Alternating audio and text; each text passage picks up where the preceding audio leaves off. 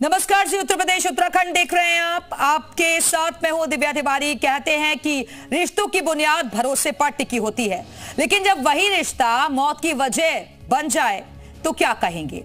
और आज की कहानी है सोनम जैसी ही एक ऐसी पत्नी की जिसने अपने प्रेमी के लिए अपने ही पति को मौत के घाट उतार दिया। सिर्फ 10 लाख के सौदे में दिल्ली से मुरादाबाद और फिर कोटद्वार की खाई तक कहानी में है एक लाश, एक एसयूवी और एक खौफनाक प्लान। इस क्राइम की परतें खोलेंगे आज आपके सामने इस खास रिपोर्ट में।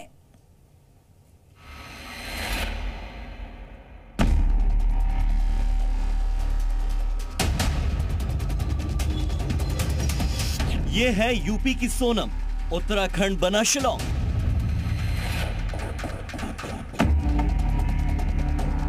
मोहब्बत के नाम पर फिर से हैवानियत।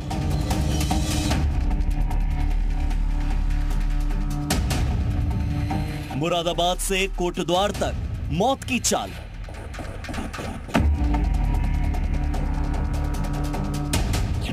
पति की मौत की कीमत 10 लाख।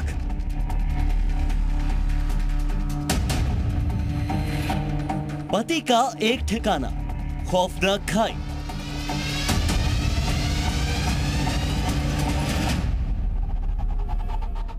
तारीख थी 31 मई 2025।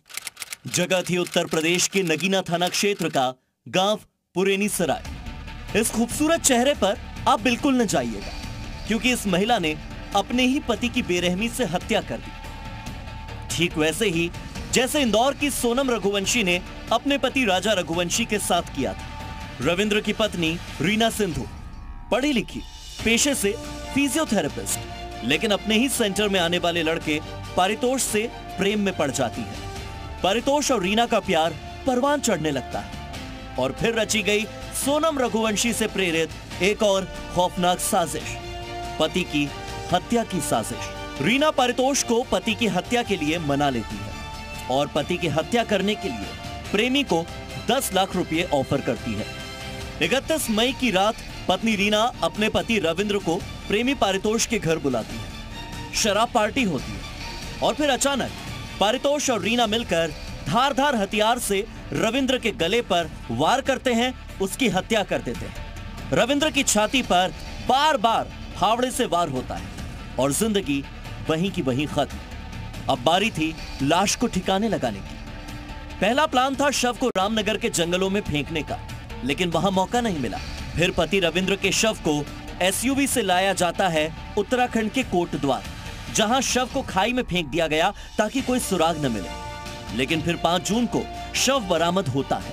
पुलिस जांच शुरू करती है और 17 जून को रविंद्र के भाई राजेश की शिकायत के बाद ब्लैक विडो रीना का सच सामने आ जाता है। इस वक्त हम मौजूद हैं नगीना थाना इलाके के पुरैनी सराय गांव में। ये घर है, पारितोष का घर है। यहाँ पर अभी कुछ दिन पहले यानी कि 31 मई को रविंदर नाम के युवक की हत्या की गई थी। रविंदर की पत्नी और प्रेमी पारितोष ने इस घर में ही हत्या को अंजाम दिया था और उसकी लाश को यहाँ से गाड़ी में डालकर पहले रामनगर ले जाते हैं, उसके बाद कोटद्वार की खाई में डाल दिया जाता है।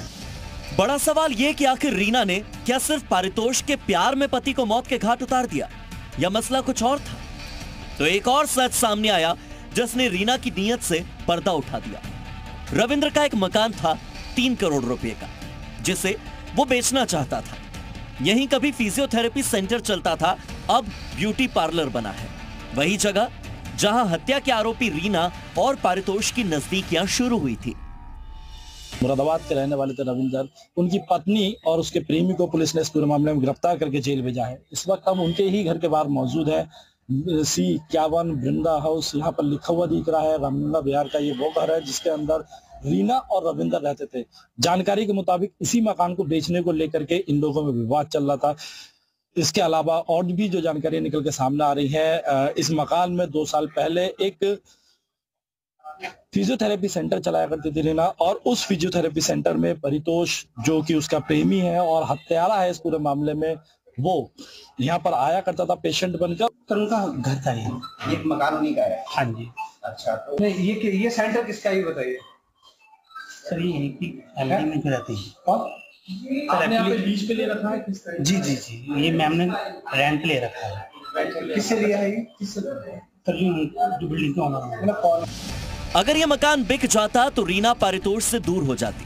मकान बेचने की बात पत्नी रीना को नागवार गुजरी और उसने पति रविंद्र की हत्या कर दी। मृतक के भाई राजेश ने बताया कि साल 2007 में रविंद्र कुमार और उनकी पहली पत्नी आशा देवी के बीच अनबन हो गई, जिससे वो हरिद्वार आ गए और हरिद्वार में ही उनकी मुलाकात हुई रीना सिंधु से। साल 2010-11 के बीच रीना सिंधु से उन्होंने दूसरी शादी की। पहली असफल शादी के बाद दूसरी शादी रविंद्र की मौत का कारण बन गई। कोटद्वार पुलिस ने अब रीना और पारितोष दोनों को गिरफ्तार कर लिया है। सोनम और राज की तरह रीना और पारितोष भी अब सलाखों के पीछे हैं, मगर इस वारदात ने एक बार फिर से रिश्तों के नाम पर लगे इस कलंक को सामने ला दिया है। मनमुटाव के कारण इनकी दूसरी पत्नी व उनके प्रेमी के द्वारा ही इनका मर्डर किया गया है। हमारी टीम्स के द्वारा विवेचना में जितने भी साक्ष्य हैं उनको एकत्रित किया गया। सीसीटीवी व सर्वेलेंस के माध्यम से हम लोगों ने मर्डर के जितने भी एविडेंसेस हैं उनको एकत्रित किया। वह हमारी टीम्स के द्वारा इन दोनों अभियुक्तों को गिरफ्तार किया गया है। बार बार सवाल यही कि क्या प्यार के नाम पर अब इंसानियत भी मर चुकी है? क्या कानून ऐसे दरिंदों को सजा दिला पाएगा? देहरादून से रामानुज, मुरादाबाद से आकाश शर्मा और बिजनौर से राजीव चौधरी के साथ ब्यूरो रिपोर्ट, जी मीडिया।